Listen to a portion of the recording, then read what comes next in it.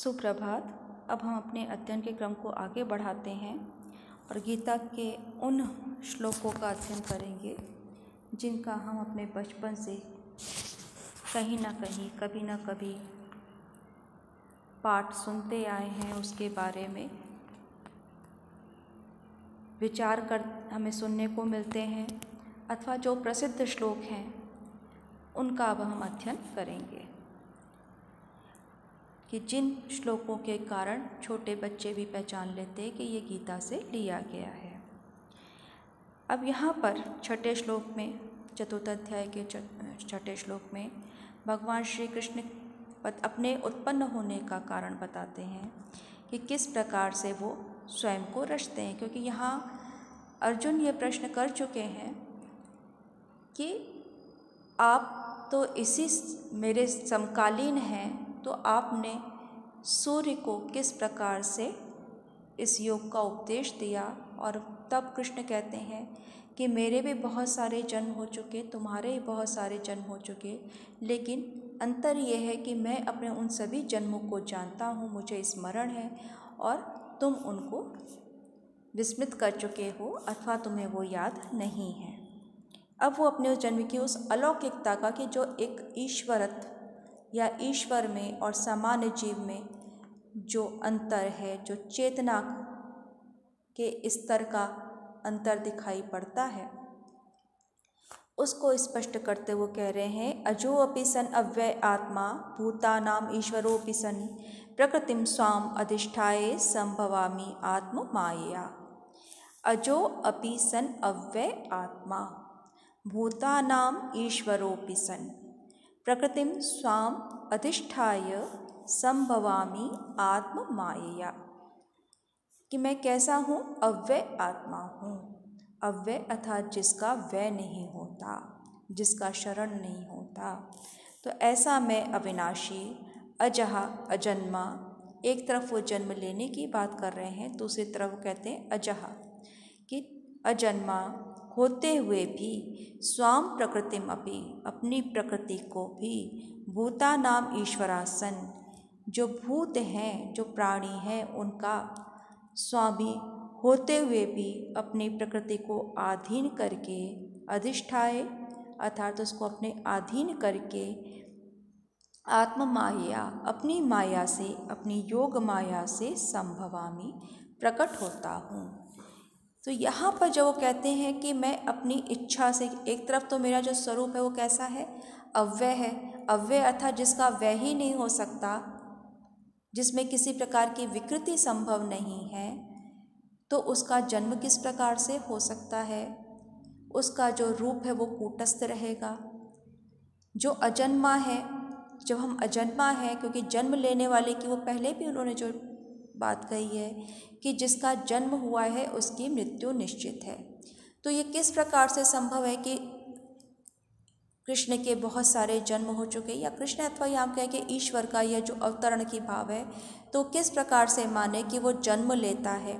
तो यहाँ पर अपने उस अलौकिकता को, दिव्यता को वो बता रहे हैं कि अजो अपि सन अव्यय आत्मा, अज होते हुए भी, अव्यय आत्मा होते हुए भी, अविनाशी रूप होते हुए भी, मैं अपनी प्रकृति को अधिष्ठाय, अधिष्ठित करके, अपने अधीन करके, भूतानाम ईश्वरासन, भूतानाम समस्त जीव वर्ग का, समस्त प्राणियों का, समस्त भूत जात का स्वामित्व भाव ग्रहण करने के कारण अपनी माया से, आत्ममाया, अपनी माया से, अपनी योग माया से प्रकट होता हूँ। संभवामि, इस सृष्टि में अवतार ग्रहण करता हूँ, या यहाँ पे कह कि जन्म लेता हूँ।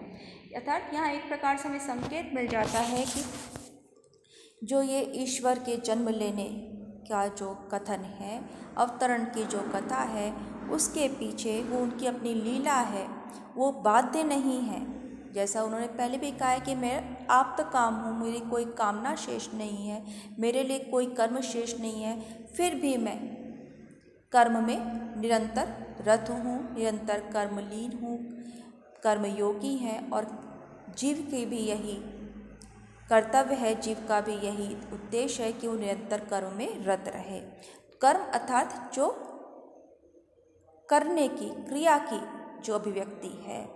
तो यहाँ पर वो कह रहे हैं कि अपनी जो प्रकृति को अपने अधीन करके, यहाँ थोड़ा सा हम बार बार जो है सांख्य की प्रकृति की बात करते हैं, उससे में थोड़ा सा अंतर यहाँ पे दिखाई पड़ता है कि सांख्य में द्वैतवादी दर्शन है, वहाँ पुरुष स्वतंत्र है, प्रकृति अलग तत्व है, द्वैतवादी दर्शन है। यहाँ पर हमें दृष्टि उनकी जो दिखाई पड़ रही है वो वेदांत की दिख रही है, अद्वैत वेदांत की, कि अपनी माया को अपने वशीभूत करके उसको अधीन करके, अर्थात यहाँ पे प्रकृति स्वतंत्र नहीं है। तो जो हमें प्रकृति का जो लक्षण सामान्यतया सांख्य के ग्रंथों में दिखाई पड़ता है, सांख्य दर्शन में दिखाई पड़ता है, सत्वरज और तम की साम्यावस्था प्रकृति है, जिसे बारंबार हम बताते हैं। तो प्रकृति का एक स्वरूप है, क्योंकि ये जो संसार है वो त्रिगुणात्मक है। तो वो त्रिगुणात्मक कब होगा? जो उसका अधिष्ठाता है वो भी त्रिगुणात्मिका, तो प्रकृति त्रिगुणात्मिका है। तो उससे जो संसार उत्पन्न हो रहा है, जिसमें स्थित है, तो वो सारा का सारा पदार्थ जात जो है वो त्रिगुणात्मक होगा। यहाँ पर हमें जो ब्रह्मवैवर्त पुराण है उसमें जो प्रकृति का लक्षण किया गया है, यह उसके निकट अधिक दिखाई पड़ता है, जब हम कहते हैं, क्योंकि वहाँ प्रकृति ईश्वर के अधीन है। प्रकृष्टवाचिका प्रश्च कृतिश्च सृष्टिवाचिका सृष्टौ प्रकृष्टा या देवी प्रकृति सा प्रकीर्तिता। तो यहाँ पर जब हम प्रकृति की बात करते हैं तो वो ईश्वर के अधीन रहने वाली है। इसी प्रकार से जो वेदांत में आत्म माया अपनी माया से, अपनी योग माया से, अर्थात ये उसकी लीला है। हम जब माया शब्द को पढ़ते हैं तो हम एक तरफ से कहते हैं ब्रह्म सत्यम जगन मिथ्या, या ये जो कुछ भी है वो मायावाद जो कहलाता है वेदांत का। तो माया इस प्रकार से हम कहते हैं कि जिसकी वास्तविक सत्ता नहीं है। तो जिसकी पारमार्थिक सत्ता भले ही नहीं हो लेकिन व्यवहार सत्य तो है। तो जो संसार में जब तक है, लोक में जब तक है, वो माया अपना कार्य करती है, हमें अपने वश में रखती है। और जिस दिन उसका निषेध हो जाता है, वह सत्य का स्वरूप उद्घाटित हो जाता है, तो हमें किसी अन्य उपादान की आवश्यकता नहीं रहती, किसी अन्य का आश्रय ग्रहण करके उसको समझने की आवश्यकता नहीं रहती। तो उन अर्थों में क्या है, माया या प्रकृति वो मोक्ष कारिणी है, बंधन में भी डालती है और मुक्ति भी वही कराती है। तो यहाँ पर हमें उसे ब्रह्म जो उसका जो स्वरूप है माया का, कि वो अपनी माया से, अपनी लीला से उसका आश्रय लेकर के इस संसार को प्रकट करते हैं। क्योंकि यदि हमने कहा कि ये अजन्मा है उसी रूप में, तो वो उसका एक नित्य रूप है। लेकिन संसार के लिए, सृष्टि के लिए द्वैतवादी होना पड़ेगा, उनको अपने को द्विधा रूपों में विभक्त करना पड़ेगा, किसी न किसी को एक ऐसी शक्ति का आश्रय लेना पड़ेगा जिससे वो संसार की रचना कर सके, जिससे वो स्थिति में बनाए रखे, उसका पालन पोषण कर सके, उसका संहार कर सकते। तो ये जो है सारी उसकी शक्तियाँ हैं, ईश्वर की शक्तियाँ हैं, जिससे ये इस जगत को रचता है। यहाँ ये भी आप प्रश्न कर सकते हैं कि यदि संसार सत्य है नहीं तो ईश्वर को इसकी आवश्यकता क्या पड़ी। तो जिस संसार में हम रह रहे हैं उसका हम अनुभव कर रहे हैं, तो ये हमारी जो वास्तविक जो स्वरूप है, हम जिस ईश्वर के अंश हैं, हमारा आकर्षण उस ओर होता है। तो हम अपने उस वास्तविक स्वरूप को प्राप्त करना चाहते हैं, और हमारा सारा प्रयास, हमारे सारे प्रयत्न, हमारा पुरुषार्थ इसलिए होता है कि हम अपने स्वरूप में लौट सकें। जिससे हम देखते हैं कि जो पृथ्वी से जो पार्थिव सृष्टि है वो सारी की सारी पृथ्वी में विलीन हो जाती है। जो तत्व है उसकी प्रधानता रहती है, उससे जो भी सृष्टि है, उससे जो भी उत्पन्न है वो वापस उसी में मिल जाते हैं। तो जब हम कहते हैं कि जीव ईश्वर का अंश है या उस ईश्वर स्वरूपी है, तो हम अपने उस अंशी में वापस लौटना चाहते हैं। तो वो अंशी जो है वो अव्यय है, वो अज है।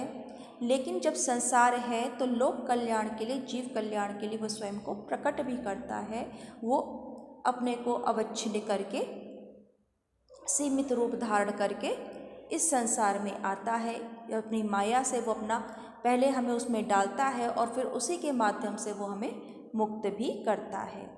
और फिर इसके साथ ही वो अपने अवतार लेने का भी कि क्यों आवश्यक होता है कि वो कहते हैं कि संभवामि, मैं प्रकट होता हूँ। क्यों प्रकट होता हूँ, ये बाध्यता क्यों है? क्योंकि संसार चल रहा है, जीव सृष्टि चल रही है। तो कहते हैं यदा यदा ही धर्मस्य ग्लानिर्भवति भारत अभ्युत्थानम धर्मस्य तदात्मानं सृजाम्यहम्, कि जब जब धर्म की ग्लानिर होती है, ग्लप्यति, उसका ग्लपन होता है, हानि होती है, ह्रास होता है।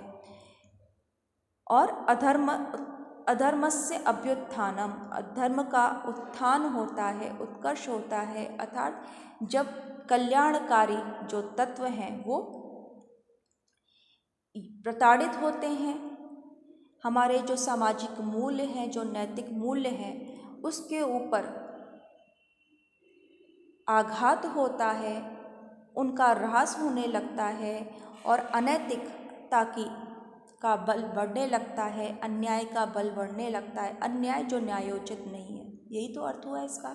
तो कहते हैं जो अन्याय है उसका बोलबाला हो जाता है, या अधर्म का, अधर्म और धर्म इसको हम बार बार कहते आए हैं कि जो करनी है, जो कर्तव्य हमारा वो धर्म है, तो जो करने योग्य नहीं है वो अधर्म हो गया। इसको सीधे से अगर शब्दों में समझे तो यहाँ पे वो कहते हैं कि जब उस अनीति का उत्थान होने लगता है, अर्थात समाज के अंदर विध्वंसकारी तत्व महत्व प्राप्त करने लगते हैं, उनकी शक्ति बढ़ने लगती है, तदात्मानं सृजाम्यहम्, तब मैं स्वयं को सृजामि, प्रकट करता हूँ।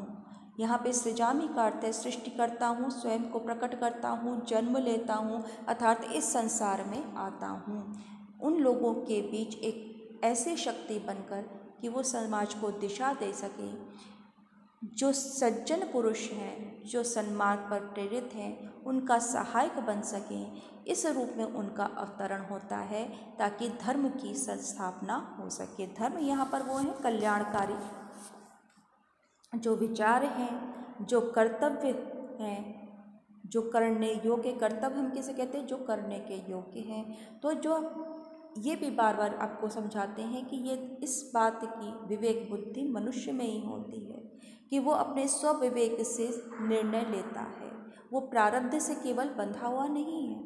बाकी जितनी योनियां हैं वो प्रारब्ध से बंध करके कर्म करती हैं, लेकिन मनुष्य योनि ऐसी है जहाँ वो उसको ये अवसर प्राप्त होता है कि वो अपने प्रारब्ध को भी बदल दे। इस प्रकार की अनेक पौराणिक कथाएं हम बचपन से सुनते आए हैं। चाहे आप सावित्री का और सत्यवान का उदाहरण ले लीजिए, आप बालक ध्रुव की कथा ले लीजिए, प्रहलाद की कथा सुन लीजिए, या जितने भी इस प्रकार के संत हुए हैं जिन्होंने अपनी इच्छा शक्ति के पर अपनी दृढ़ इच्छा शक्ति से ईश्वर को भी, अर्थात उस सर्वोच्च सत्ता को भी उनके समक्ष आने के लिए बाध्य कर दिया अपने को। तो ये एक प्रकार से हमें उन कथाओं का ही यहाँ पर एक प्रकार से स्थापना की जाती है कि जन्म जब धर्म की हानि होती है, अधर्म बढ़ने लगता है, तब मैं इस संसार में आता हूँ, अपने को प्रकट करता हूँ, साकार रूप में रहता हूँ। अर्थात वो युग ऐसा होता है जहाँ पर हम दोनों को एक साथ देखते हैं। जो सर्वोच्च सत्ता है वो किस प्रकार से कार्य कर रही है, किस प्रकार से पुनर्संस्थापन कर रही है, और जो अनीति है वो भी अपने चरमोत्कर्ष पर होती है। इन दोनों को ही देखना पड़ेगा कि जब अनीति का चरमोत्कर्ष होता है तो उसका दमन करने के लिए फिर जो साधु है, कल्याणकारी ताकतें हैं, वो महत्व प्राप्त करती हैं, अपना वर्चस्व स्थापित करती हैं। और इसी क्रम में आगे क्या है, परित्राणाय साधूनां विनाशाय च दुष्कृतां धर्म संस्थापनार्थाय संभवामि युगे युगे। परित्राणाय साधूनां, साधुओं के जो सज्जन हैं उन पुरुषों के रक्षा के लिए, विनाशाय च दुष्कृतां, और दुष्टों के विनाश के लिए, धर्म संस्थापनार्थाय, धर्म की संस्थापना करने के लिए, संभवामि युगे युगे, हर युग में मैं प्रकट होता हूँ। युगे युगे यहाँ पर ये ऐसा नहीं कि एक बार जो है ईश्वर ने अवतार ले लिया तो फिर नहीं है। तो हमें जो अवतार की कथा मिलती है कि विष्णु के 10 अवतार हुए, शिव के 10 अवतार हुए, हम आज अपने समकालीन जो गांधी हैं या महात्मा बुद्ध जिनकी कथा हम पढ़ते हैं उनको भी हम अवतार की श्रेणी में रखते हैं। तो अवतरण का अर्थ जो सर्वोच्च शक्ति है उसका अवतरण। सामान्यतः उसको नीचे आने की आवश्यकता नहीं है कि वो बहुत ऊपर यानी कि उच्च स्थान पर स्थापित है, तो अपने उस स्थान को छोड़कर नीचे उतरना। तो जहाँ पर व्यक्ति का अपकर्ष हो रहा है, जहाँ समाज का पतन हो रहा है, तो उस पतन के गर्त से उसको निकालने के लिए नीचे आना ही पड़ेगा। तो ये उसका अवतरण है। तो लीला पुरुष का जो अवतरण है वो इसीलिए होता है ताकि सज्जनों की रक्षा कर सकें और दुष्टों का नाश कर सकें। उनके विनाश के लिए, पुनः धर्म की संस्थापना के लिए वो अपने को बार बार प्रकट करते हैं। इसी प्रकार का जो भाव है हमें मार्कंडेय पुराण के दुर्गा सप्तशती में भी मिलता है, जहाँ देवी कहती है इत्थम यदा यदा वादा दानवोत्था भविष्यति तदा तदा अवतीर्याहम करिष्यामि अरिसंशयम। भाव वही है, वहाँ पर शक्ति का सीधे स्तवन है, क्योंकि जो ईश्वर है वो जो कुछ भी कार्य करता है अपनी शक्ति के द्वारा करते हैं। तो जैसे जैसे चिंतन परिपक्व होता गया, उसको जो हमारे महर्षि थे, जो हमारे योगी थे, उनको ये बात स्पष्ट होती चली गई कि कार्य को कर सकने की जिसमें सामर्थ्य है वो शक्ति है, उस शक्ति का जो अधिष्ठाता है वो शक्तिमान है। इनमें अविनाभाव संबंध है, एक दूसरे के पूरक हैं या एक ही सिक्के के दो पहलू हैं, इनको अलग नहीं किया जा सकता। तो अपनी अपनी मति के अनुसार कोई तो शक्तिमान की वंदना कर लेता है और कोई उस शक्ति की उपासना कर लेता है। अब इसके पश्चात कहते हैं जन्म कर्म च मे दिव्यम यो वेत्ति तत्वता त्यक्त्वा देहे पुनर्जन्म नैति माम इति सो अर्जुना, कि मेरा जो जन्म और कर्म है वो दिव्य है। तो हे अर्जुन, मेरा जन्म अर्थात जन्म लेना और मेरा जो कर्म है, मैं जिस कार्यों को करता हूँ, दोनों ही अलौकिक होते हैं। इस प्रकार से जो पुरुष इस बात को तत्वतः तत्व उसको यथार्थ रूप में जान लेता है, सा देहम त्यक्त्वा, वो इस शरीर को छोड़कर पुनः जन्म न एति, पुनर्जन्म प्राप्त नहीं करता। यहाँ पर बिल्कुल वो एक प्रकार से उनका स्पष्ट उन्होंने उच्चारण किया है कि जो इस बात को जान लेता है कि ईश्वर का जन्म और कर्म दोनों अलौकिक है, उसको हम भौतिकता की परिधि में देखकर घेर करके नहीं देख सकते, उसको हम लौकिक दृष्टि से नहीं देख सकते, क्योंकि हमें कई बार लौकिक दृष्टि से देखने पे जो बातें, जो प्रसंग अनैतिक प्रतीत होते हैं, संभवतः उसमें भी कुछ ना कुछ रहस्य है, उनके जन्म लेने में कुछ ना कुछ रहस्य है। कई बार उन बातों को मनुष्य को अपनी एक बंदी बधाई लीक पर चलने से रोकने के लिए भी इस प्रकार के हम प्रसंगों का जब हम इंटरप्रिटेशन करते हैं, उनकी पुनर्व्याख्या करते हैं, उनका अनुशीलन करते हैं, तो देखते हैं कि उसके संकेत रूप में बहुत सारी बातें कही गई हैं। तो यदि हम उसका शब्दशः यदि हम अनुवाद करें तो कई बार वो हमें उचित प्रतीत नहीं होती, लेकिन यदि हम उस शब्दों की गहराई में जा सकें, उसका व्यंग्यार्थ को ग्रहण कर सकें, उसके गूढ़ार्थ को ग्रहण कर सकें, तो वो सारे प्रसंग, वो घटनाक्रम हम जब दिव्य दृष्टि से देखते हैं तो उसका अर्थ किसी और ही धरातल पर पाते हैं। तो बहुत सारी बातें कथा के माध्यम से, कहानियों के माध्यम से हमारे पुराणों में कही गई है। तो जो सामान्यतः जो एक सामान्य दृष्टि का मनुष्य वो उस कथाओं को सुनने लगता है, क्योंकि उसकी भी तो प्रवृत्ति करवानी है। यदि उसकी प्रवृत्ति नहीं होगी धर्म में, तो वो निवृत्ति का मार्ग कैसे प्रशस्त होगा। तो उसकी प्रवृत्ति कराने के लिए जो कहानियाँ कही गई हैं, और धीरे धीरे जो योगी गुरु है वो उन कथाओं के रहस्य को उसके सामने स्पष्ट कर देते हैं, तो वो निवृत्ति की ओर उन्मुख हो जाता है। क्योंकि हमारा जो संपूर्ण दर्शन है, हमारे जो स्मृतियाँ हैं, उनका जो विचार हैं, इसको हम लगातार कहते हैं कि जो संविधान है, जो मनुस्मृति है या अनुस्मृतियाँ हैं, वो उस समय के संविधान है ना, जो नियम बनाए गए हैं जिससे समाज को एक दिशा मिले। तो उस समय के जो संविधान है उसमें इस बात का ध्यान रखा जाता था कि केवल मनुष्य जो है वो एक शरीर नहीं है, तो उसको एक शरीर की का रहना आवश्यक है, कर्म करने के लिए उसकी रक्षा भी आवश्यक है, लेकिन केवल शरीर तक ही सीमित नहीं, क्योंकि उसमें रहने वाली जो आत्मा है वो केवल उसके ही सुख में उसका सुख नहीं होता, उससे ऊपर उठ करके वो कुछ विचार करती है या वो कुछ और आनंद की खोज करती है।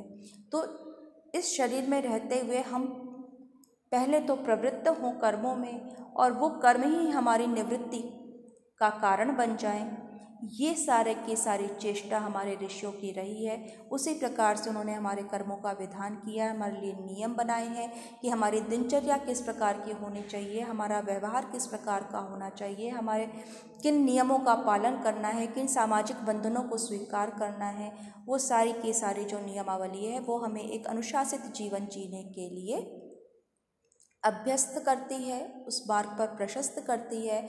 और धीरे धीरे हमारे अंदर वो संस्कार बनने लगते हैं कि हम अपनी जो वासनाएं हैं, जो हमारी कामनाएं हैं, उन कामनाओं को शांत करते हुए हम निवृत्ति के मार्ग पर प्रशस्त हो सकें। तो यहाँ पर जब ईश्वर कहते हैं कि जिसने इस बात को तत्वतः जान लिया है, पूर्ण रूप से जान लिया है, वास्तव में उनको पुनः जन्म नहीं होता। यहाँ पर हम फिर उसी बात को कहेंगे जो आचार्य शंकराचार्य आदि शंकराचार्य जिसका गायन करते थे कि पुनरपि जननम पुनरपि मरणम पुनरपि जननी जठरे शयनम। तो वहाँ पर भी बात यही कह रही कि जब तक उसको ज्ञान नहीं हुआ उसको बारंबार इस संसार में आना पड़ता है। ये जन्म मरण का चक्र चलता रहता है। लेकिन उसने भगवद गीता किंचित दीता गंगा जल लव कणिका पीता, तो वहाँ पर इस बात की ओर संकेत है कि जब वो कहते हैं इसने यदि गीता का थोड़ा भी अध्ययन कर लिया है, अध्ययन करने का तात्पर्य है केवल हम उसको वाचिक ना समझे बल्कि हम उसके ज्ञान को आत्मसात कर सकें कि किस प्रकार से वो कर्म का संदेश देते हुए हमें निवृत्ति की ओर उन्मुख कर देता है, संन्यास की ओर उन्मुख कर देता है। तो जिसने उसका कुछ भी अध्ययन कर लिया, उसको आत्मसात कर लिया है, तो उसकी मुक्ति हो जाती है।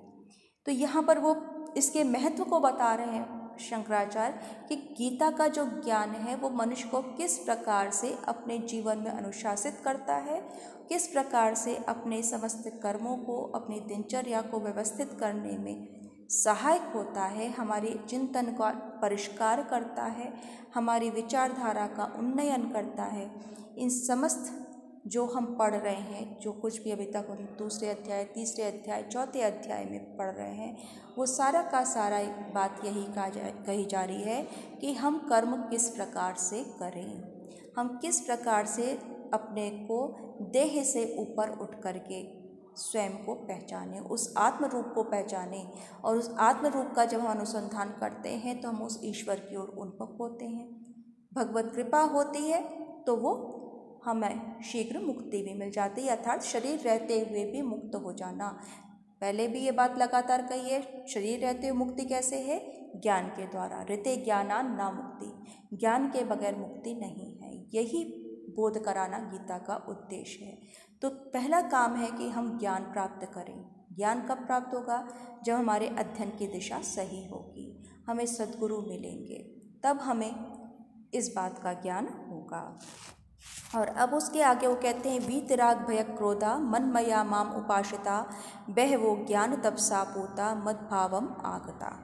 कि जिनके राग भय और क्रोध, वीत राग भय क्रोधा, वीता विगता राग भय क्रोधा इति एभ्यः, कि जिनके राग भय और क्रोध ये निकल गए हैं, ऐसे जिनका राग यानी आसक्ति, भय आपको पता ही है, और क्रोध जो समस्त अनर्थों का कारण होता है, तो जिनके राग भय और क्रोध सब प्रकार से नष्ट हो गए हैं, विगत हो गए हैं, निकल गए हैं, वो माम उपासिता, मनमया जो मुझ में, मनमया भव अर्थात जो मुझ में स्थित हैं, प्रेम पूर्वक स्थित रहते हैं, माम उपासिता मेरे आश्रय में रहने वाले हैं, बहवो ज्ञान तपसा पूता मद्भावम आगता, जो ज्ञान और अपनी तपस्या से पवित्र होकर मेरे स्वरूप को प्राप्त हो जाते हैं।